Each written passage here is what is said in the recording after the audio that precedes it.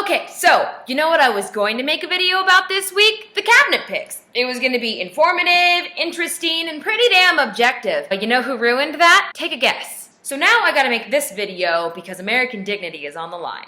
I'm going to explain this travel ban executive order and see if it really makes sense. So, if you followed his campaign, you know that he said these things. Donald J. Trump is calling for a total and complete shutdown of Muslims entering the United States until our country's representatives can figure out what the hell is going on.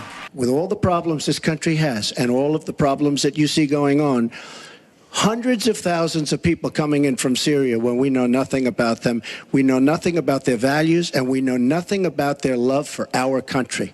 FYI, we only have taken 12,000 since 2012.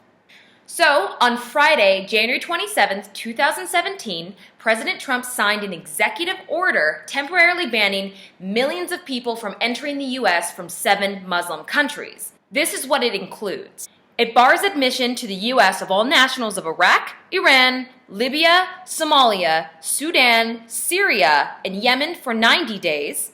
It bars all refugees from anywhere in the world for 120 days. It has an indefinite ban on all Syrian refugees. It potentially imposes an ideological test for entry. That is, vetting could include questions about whether someone supports the U.S. government and the Constitution. President Trump also took to Twitter on Sunday to defend his executive order, saying it was not a Muslim ban. This is not about religion. This is about terror and keeping our country safe. We have had 0 attacks on American soil from terrorists from these countries. But many people are saying, well, in 2011, President Obama signed a ban on Iraqi refugees. But here's what really happened.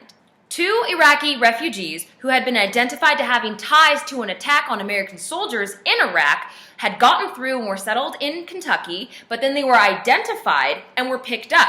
President Obama then ordered a review with all the relevant cabinet members and officials and agencies, and throughout that time, Iraqi refugees continued to come in. There was no ban. They slowed it down for 6 months. They didn't stop it. And that's a big difference. And the current administration will tell you that these 7 countries were ID'd by Obama's administration as being hotbeds for terrorist activity. And that is true.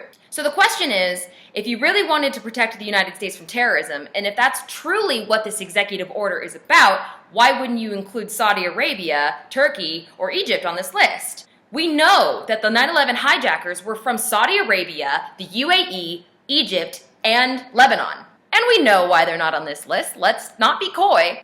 Not just Trump, but the United States has heavy business ties in these countries, despite their questionable human rights records, history of supporting terrorism, and political actions. And I've been hearing from a lot of people that this isn't a Muslim ban because he didn't include the most Muslim countries on this list. And I thought, okay, until I heard this. As it relates to persecuted Christians, do you see them as kind of a priority here? Yes. Do you know, if you were a Christian in Syria, it was impossible, at least very, very tough to get into the United States. If you were a Muslim, you could come in. So we are going to help them. What? Okay, moving on. Well, you may say, well, look at Europe and all the attacks that are going on over there because they're letting refugees in. Well, here's the problem. They practically have no vetting process in place. As opposed to us, we have an incredibly rigorous vetting process in place that can take up to 2 years. So they're incomparable. If you're not familiar with our vetting process, Google it. Even Republican Senators John McCain and Lindsey Graham released a joint statement criticizing this executive order, saying that they fear that the order will be a self-inflicted wound in the fight against terrorism. Now, some of you may know me as a liberal, which for the most part is true, but I have my own set of ideas on how to deal with the war on terror that may not necessarily fit within the traditional liberal framework. But we'll get into that another time. But let's make a few things clear. First, we already know that Sharia law is not compatible with the U.S. Constitution. And second, I'm a believer in active surveillance authorities. And I have no legal qualms about military commissions and the procedures we use against enemy combatants. And in fact, I may even argue for harsher procedures. But turning our backs on refugees is where I draw the line.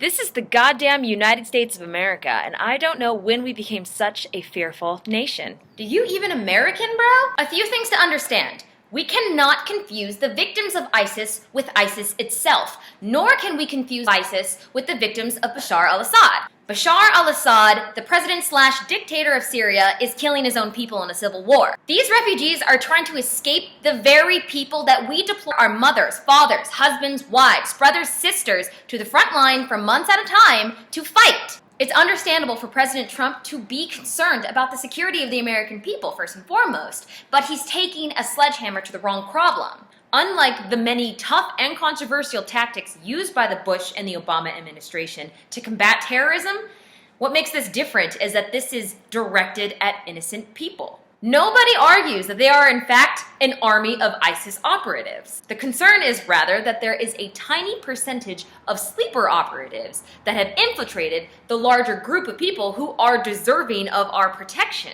Women, children.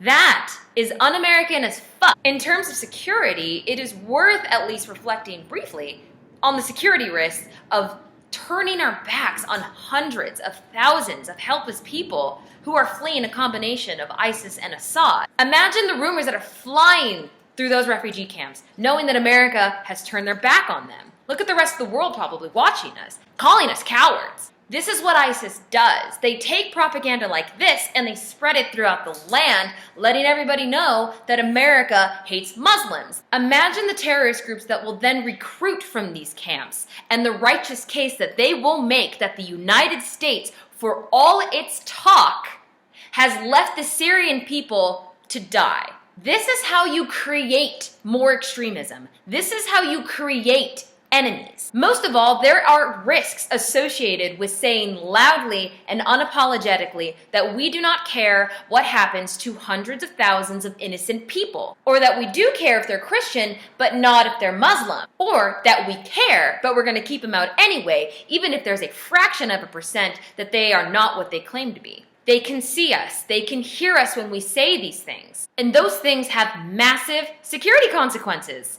You, as an American, need to ask yourself, if you were a Syrian refugee, how hard would you fight? How far would you go to protect you and your family from a group of people who are trying to wipe you off the map? To my Republican friends and colleagues, this is your time to stand up and to show that you truly are a defender of American values. This is not the Republican Party. This is a political move that plays on our fear of foreigners. Don't associate yourself with this blunder. This is like the Democrats' Bay of Pigs. Show that you are an original thinker and that you uphold the American values of protecting the weak and the persecuted and stand as that shining city on the hill. Thank you guys for watching. If you liked my video, please like it, please share it, and please subscribe.